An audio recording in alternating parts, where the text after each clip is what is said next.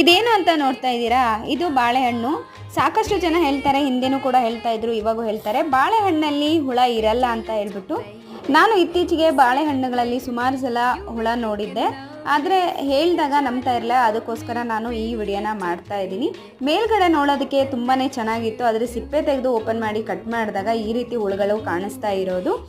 ಇತ್ತೀಚಿಗಿನ ಮೆಡಿಸನ್ನಿಂದಾಗಿ ಹೆಚ್ಚಾದಂತಹ ಬಾಳೆಹಣ್ಣಲ್ಲೂ ಕೂಡ ಹುಳ ಕಾಣಿಸ್ತಾ ಇದೆ. ಯಾವ ಹಣ್ಣಲ್ಲಿದ್ದರೂ ಬಾಳೆಹಣ್ಣಲ್ಲಿ ಹುಳ ಇರಲ್ಲ ಅಂತ ಇದ್ರು, ಸೊ ಇವಾಗ ಬಾಳೆಹಣ್ಣಲ್ಲೂ ಕೂಡ ಇರ್ತಾ ಇದೆ. ಸೊ ದಯವಿಟ್ಟು ತಿನ್ನುವಾಗ ಚೆಕ್ ಮಾಡಿ ನೋಡಿ ತಿನ್ನಿ.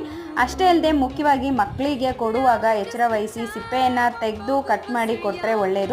ಮತ್ತು ನೀವು ಲಂಚ್ ಬಾಕ್ಸಿಗೆ ಹಾಕಿ ಕಳಿಸುವಾಗಲೂ ಅಷ್ಟೇ ಸ್ವಲ್ಪ ಯೋಚನೆ ಮಾಡಿ ಹಾಕಿ ಕಳಿಸಿ, ಇಲ್ಲ ಬೇರೆ ಫ್ರೂಟ್ ಕೊಟ್ಟರೆ ಒಳ್ಳೆಯದು, ಇಲ್ಲ ಕಟ್ ಮಾಡಿ ನೋಡಿ ಕೊಟ್ಟು ಕಳಿಸಿದ್ರೂ ಒಳ್ಳೆಯದೇ. ದಯವಿಟ್ಟು ಕೇರ್ಫುಲ್ ಆಗಿರಿ. ಆದಷ್ಟು ಈ ವಿಡಿಯೋನ ಶೇರ್ ಮಾಡಿ. Thank you.